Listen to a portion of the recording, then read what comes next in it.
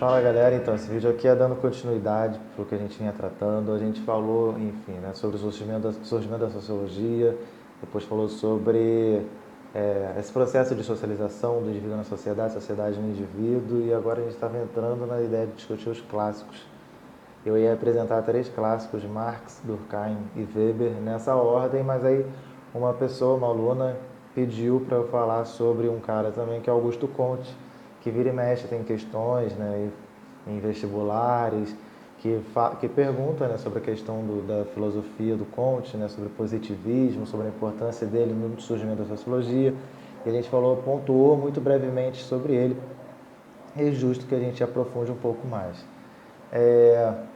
Vamos ver, enfim, acho que eu vou fazer aqui 2 ou 3 vídeos para tratar dele, porque eu resolvi trazer aspectos da biografia, o que torna um pouquinho mais extenso.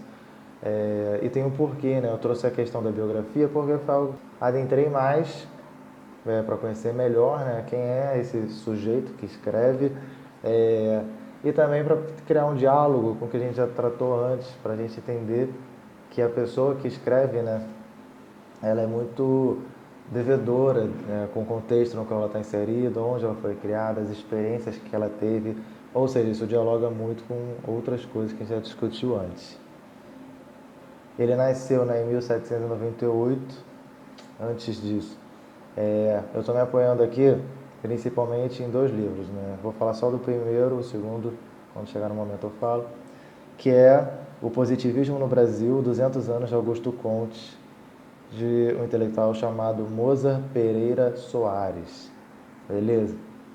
Então esse livro ele vai ter o primeiro capítulo e boa parte do segundo vai ser um mergulho muito grande na questão biográfica do Comte, e também tentando relacionar essa biografia dele, né, essa história de vida dele, com o contexto histórico vivido por ele na época, na França, de como isso influenciou essas ideias que foram surgindo, de como isso levou ele a seguir caminhos determinados, né.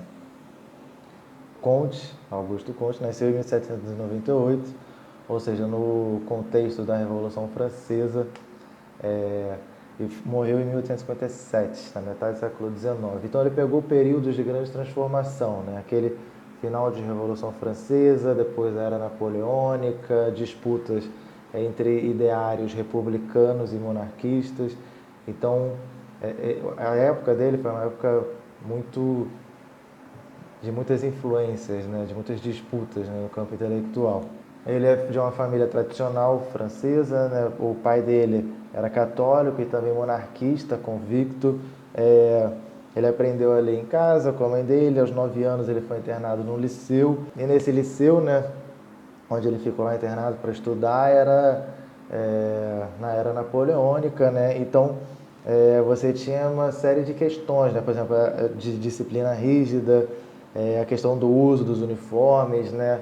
Quase naquele contexto de um microespaço militar, né? Você tinha que o comando da escola, né, era feito por figuras militares também, né? Cabos, sargentos. Então todo esse controle escolar, né, que ele viveu ali naquele espaço, ele era militarizado. E tinha um clima, né, de vigilância constante, um clima sempre também também de castigo, né, para as pessoas que fugissem, né, daquilo que estava estabelecido, né? Então esse exercício militar de manutenção da ordem, de controle, é algo que ele começa a viver já desde as primeiras idades. E nisso ele vai encontrar, né, uma série de dificuldades, inclusive, né? O Mozar Pereira Soares, apoiado em outras biografias do Comte, ele vai falar, enfim, que o Comte era uma pessoa que não escondia sua opinião, que não aceitava uma série das normas que tinha no liceu passivamente, era um cara que estava sempre discutindo, sempre questionando. Então, primeiro já é um aspecto interessante desse posicionamento sempre questionador dele, sempre questionador da ordem, né, estabelecida. E em 1808 vem um decreto-lei que determina que esse liceu deveria adotar oficialmente a religião católica e cultivar a fidelidade do imperador. E essas coisas, para o Comte, vão sendo sempre objeto de questionamento, assim, né? Quando se começa essa obrigatoriedade, né, de fidelidade ao imperador ou do ensino de uma certa religião. Então isso tudo, de certa forma, vai gerando um incômodo nele, né? Quando a gente for estudar a filosofia dele, a gente vai entender que esse incômodo, né, é expressado, né, na obra dele de maneiras diferentes, né? Ele tinha uma proximidade, né, grande com o professor de matemática dele, Daniel Anconta. Inclusive, a última obra do Comte, né, Síntese Subjetiva, que é uma obra filosófica, é dedicado a esse professor de matemática, né? Então, é legal ressaltar isso porque o Comte ele vai ter uma proximidade muito grande com as ciências exatas. A gente vai ver isso mais vezes, né? Inclusive, já nessa formação inicial dele, ele já vai ser alguém que vai ser reconhecido, que tem uma potencialidade muito grande para essas ciências exatas e matemáticas, principalmente. E, inclusive, ele vai, enfim, né, vai trabalhar trabalhar entre aspas, né? Vai meio que dar aula também, como se fosse uma espécie de monitor desse professor, né? Um aluno que mostra que tem uma vocação grande para aquela disciplina e acaba atuando, enfim, né, auxiliando os outros alunos ou coisas do tipo. Em 1814, né, aos 16 anos, ele vai ingressar na Escola Politécnica. Aí tem uma mudança grande na vida dele, porque ele sai de Montpellier e vai para Paris. Em Paris, ele vive um deslumbre na cidade, enfim, né, uma outra estrutura de cidade, uma outra forma das pessoas se relacionarem. Ele chega a colocar, né, Paris é a França, o Ocidente, a Terra, né? Então ele coloca essa centralidade em Paris, né, o impacto que Paris tem na vida dele, né, na confluência de ideias, nos lugares, nos espaços que ele passa a frequentar, é muito forte, é muito grande. Inclusive, vai ser em Paris, né, que vão se fortalecer dois tipos de ideias na cabeça do Comte inicialmente. Uma são os ideários, né, republicanos, que se opõem, né, aos ideários monarquistas, e a gente vai ver isso, mas esses ideários republicanos eles são muito fortalecidos pelo que aconteceu nos Estados Unidos, pela república que se forma nos Estados Unidos, e em contraposição, enfim, né, a ideia da monarquia, né, do poder lá do rei absoluto, do rei que, enfim, né, que controla tudo, diferente da república, que você vai poder eleger a pessoa que vai ser o governante e tal. Então você tem esses ideários, né, essas ideias sendo disputadas incessantemente nesse período. E uma outra coisa, que vai ser uma ideia que vai estar confluindo na França daquele período, a necessária separação entre os poderes temporal e espiritual, ou seja, da influência que a religião, né, no caso a Igreja Católica, tem sobre os assuntos relacionados à sociedade, a influência sobre os governos, né? Então, uma monarquia é bem direto, né? Enfim, né? Porque coloca o seu rei como representante de Deus, então a religião, né, a igreja tá colada ali, tá junto. Então, mas aí se pedia, né, essa desvinculação, essa separação entre Estado, entre governo e religião, né? Lembrando lá, né, do liceu, onde ele foi obrigado também, né, a ter um ensino de base, né, católico. Então, era isso, né, assim. Então, ele começa a construir, quando chega em Paris, começa a amadurecer na cabeça dele a necessidade dessa separação. Ao mesmo tempo, assim, no período, ele também, como todos nós, né, apontamos contradições. Uma das contradições dele é, por exemplo, ele era um cara que era um crítico ferrenho de Napoleão, principalmente pela posição que Napoleão havia colocado à França, né, também enfim, de ter se tornado inimiga, né, alvo de vários outros países, de outras nações. Mas ele também fazia críticas já na época, né, às ambições sanguinárias, né, de Robespierre, que é lá na Revolução Francesa, né, para quem não lembra, né, que foi um dos líderes, né, o principal líder da Revolução Francesa, e a questão lá da guilhotina, de matar os opositores, os inimigos políticos, de como isso como isso foi se tornando, né, cada vez mais frequente, né, então essas execuções e tal, né, por isso que ele fala essa coisa da ambição sanguinária de Robespierre. Então você vai ter que isso também vai influenciar muito o Comte, porque ele vai ter uma posição mais para frente muito voltada para isso, assim, né, de não acreditar em revoluções, não acreditar em mudanças radicais, né. Então, enfim, seja com Robespierre ou com Napoleão, as coisas precisam de um tempo para elas serem modificadas, né? Isso vai ser um pouco da ideia dele. Mas aí um pouco da contradição é isso, ele fazia críticas a Napoleão, mas quando Napoleão, na queda do Napoleão, ele se torna um defensor, mesmo que temporariamente, ele assume uma postura de defesa, porque ele compreendia que era uma defesa que extrapolava Napoleão e que era uma defesa do país dele, era uma defesa da França, né? Mais para frente, o Comte ele acaba expulso da escola politécnica, né? Acusado de uma série de desobediências, de sair em horários onde era proibido sair, de desrespeito em algumas aulas, de desrespeito ao inspetor. No caso, né, ele chegou a encabeçar um processo na escola, né, escreveu uma carta pedindo o afastamento de um dos inspetores pela forma que o inspetor tinha tratado um dos calouros da escola. Então ele era um cara muito proativo, né, um cara muito de fazer frente, né? Então o Comte era, enfim, desde das primeiras experiências escolares dele, ele vai mostrando esse posicionamento dele de ser uma pessoa questionadora daquela ordem ali, de como as coisas estão estabelecidas, né? Mas para ele essa expulsão foi um duro golpe, porque ele estava lá, estava em Paris, estava curtindo, estava conhecendo o mundo novo, e quando ele é expulso ele fica sem ter como se manter, então ele acaba retornando para a casa dos pais em Montpellier, mas mesmo assim ele volta para a casa dos pais e não aguenta, ele acaba retornando a Paris. E quando ele retorna para Paris, ele começa a trabalhar dando aulas particulares de matemática, e para complementar o seu sustento, a mãe dele acaba acaba ajudando, auxiliando financeiramente. Ele passa a se interessar e estudar bastante sobre os Estados Unidos, inclusive vislumbra, né, conhecer os Estados Unidos, viajar para a América, que seria a pátria, né, de todas as repúblicas do mundo. Teve outro pensador francês que à época fez isso, escreveu um livro chamado Democracia na América, um cara chamado Alex de Tocqueville. E esse sonho da América começa, enfim, a amadurecer nele, mas também é uma coisa que dura pouco tempo. Mas mesmo assim ele vai se esforçar, né, por um bom período para a compreensão da América, do que é essa república, como funciona essa república presidencialista, e esse aprofundamento que ele faz, né, ele vai influenciar ele, vai ser algo marcante nas obras posteriores dele. Comte permanecia em Paris, mas ele não tinha independência econômica, então ele vai trabalhando, dando aulas particulares de matemática, mas também vai fazendo alguns outros bicos, né, digamos assim, como, por exemplo, foi auxiliar de um professor na Faculdade de Ciências. E nessa tarefa dele, né, Hachette, o nome do professor, nesse serviço que ele presta, ele vai acompanhar a publicação de algumas obras, né?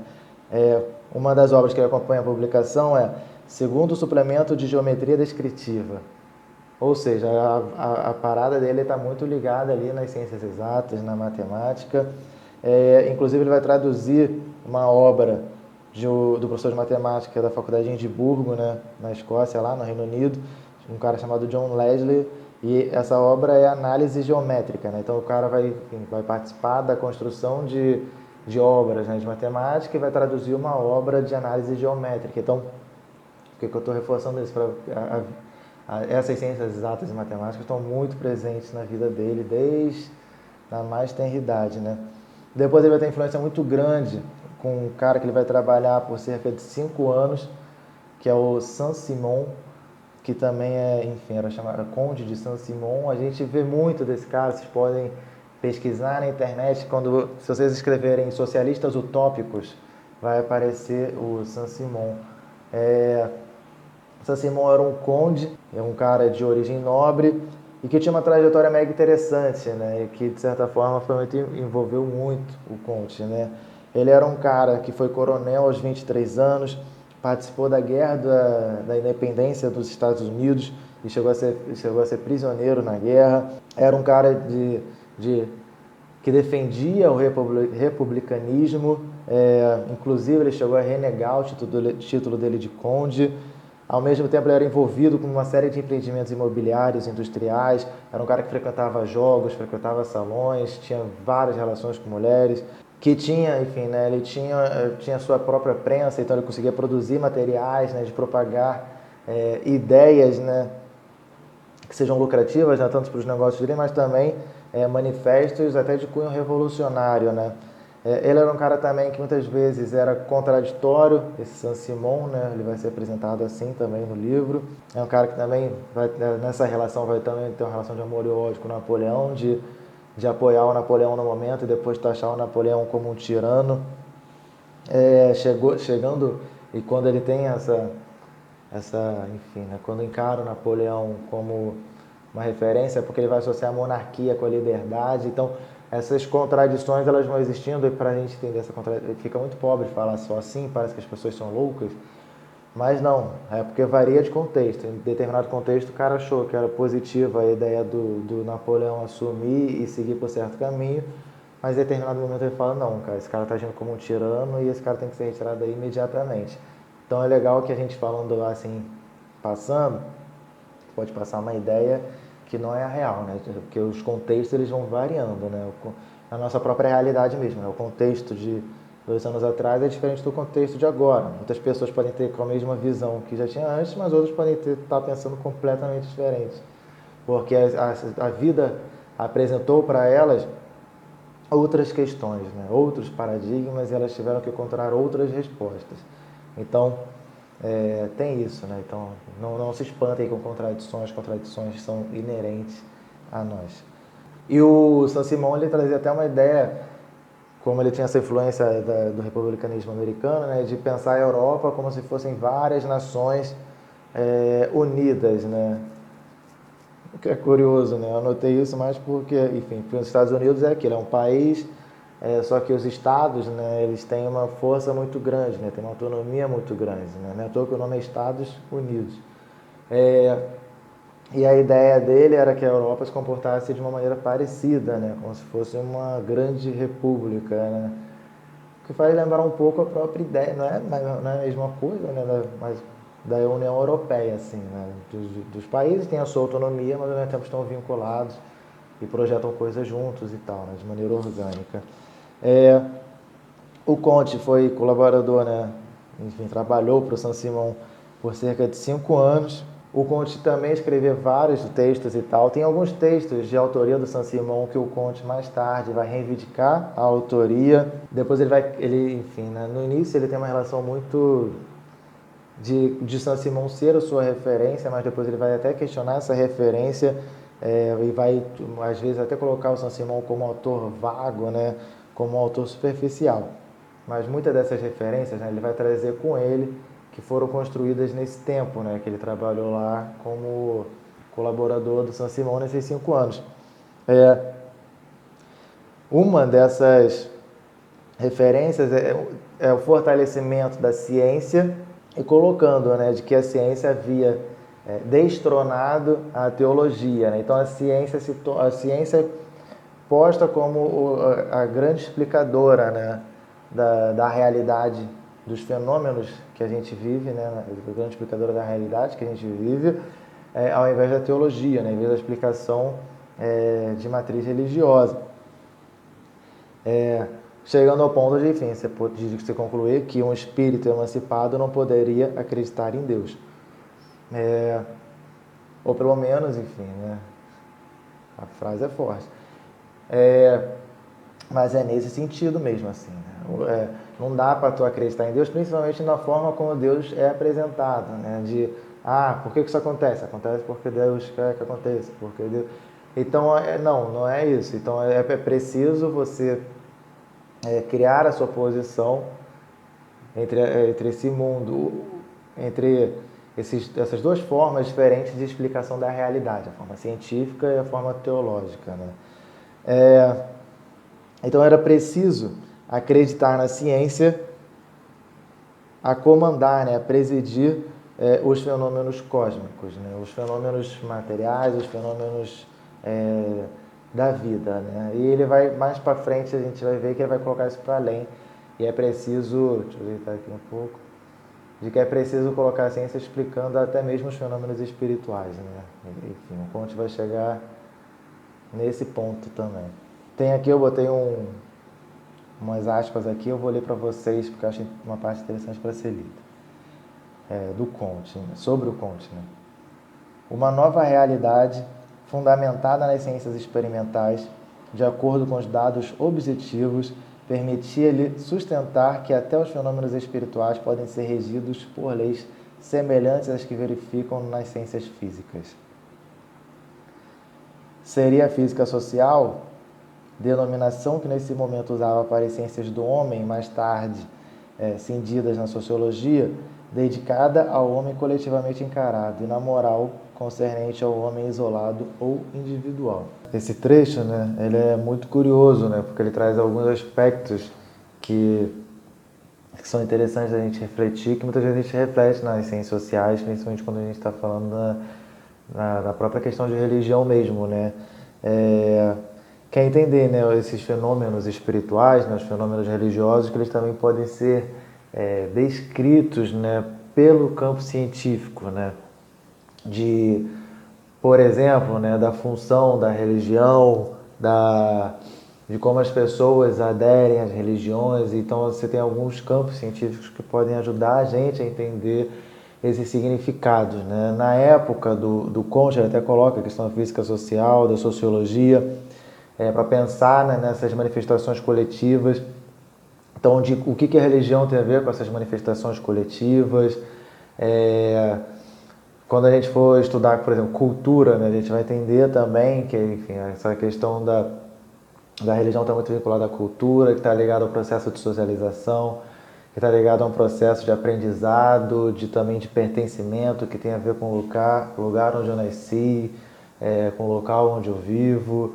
Então, a ideia aqui é que o avançar da ciência vai permitir que a gente compreenda e descreva, né, minuciosamente esses fenômenos espirituais. Né? A gente pode ir até além de pensar também, por exemplo, na neurociência, que pode explicar a afetação dos indivíduos frente a determinadas manifestações religiosas, ou como esse sistema de crenças afeta, né, a construção das pessoas, né, como um todo, né, enquanto indivíduo também, a moral, né, de como ela afeta a moral. Então, o campo da psicologia, né, que vai olhar para esse indivíduo, né, também ajuda muito a entender sobre os fenômenos espirituais. Né? Então, a ideia é essa, né, de que o campo científico seria dotado dessa capacidade de descrever, né, os fenômenos espirituais e de entender as leis que regem os fenômenos espirituais também. Esse ponto, né, eu interpreto, né, que é assim que ele está colocando as coisas e que faz parte desse processo de rompimento também das próprias explicações religiosas, né, eu sou assim porque a minha fé é assado e assim por diante. Ele vai tentar mostrar que não, existem umas explicações que a ciência pode dar conta, né? Ciências, quais ciências? As ciências que estudam os indivíduos, tanto coletivamente, quanto as ciências que estudam o indivíduo isoladamente. Então, enfim, acho que é essa perspectiva, essa pegada que ele está colocando para a gente. E mais, né? Ele vai colocar que é preciso reorganizar a sociedade em moldes científicos. E ele via a época que ele estava vivendo como uma época de transição, uma época que estava tendo uma grande mudança, que o mundo estava, enfim, numa certa evolução, numa escalada, e que não tinha jeito, né? O saber científico seria o saber legítimo para a explicação do mundo, da realidade, e até de fora do mundo, né? Como através da astronomia. E esse saber científico se tornaria o saber dominante, que isso era um caminho sem volta, né? E que esse saber dominante, esse saber científico seria dominante, inclusive, porque ele passaria o saber teológico, né? A explicação religiosa das coisas do mundo, da vida e até dos outros planetas, né? Dos astros. Né? Então, a explicação científica, esse momento que eu estou vivendo no século XIX é esse momento de transição onde o cientificismo, né, ele vai se tornar de fato vigoroso e de fato ele vai passar a predominar. Né? E na época também é legal a gente colocar que o liberalismo, né, começava a ganhar cada vez mais força na França daquela época. Né? E esse liberalismo falava muito do desenvolvimento do espírito e das faculdades individuais, né? Isso também, de certa forma, vai dialogar com o Comte, e o Comte vai ser um crítico de uma certa vertente do liberalismo, né? Mas vamos ver isso um pouquinho mais para frente. Em 1822, o Comte lança um livro, né, uma obra, né, chamada Plano dos Trabalhos Científicos Necessários para Reorganizar a Sociedade. Eu chamei a atenção pessoal de 1822 para mostrar isso. É um cara que já está escrevendo sobre como devemos nos organizar, o que a gente deve fazer, para a construção de uma nova sociedade que seja boa, uma nova sociedade que seja a melhor para todos, né? Então, esse tipo de pensamento vai estar lá no Comte já nessa obra de 1922. Nessa época, enfim, ele estava lá, tinha essa relação próxima com Saint-Simon.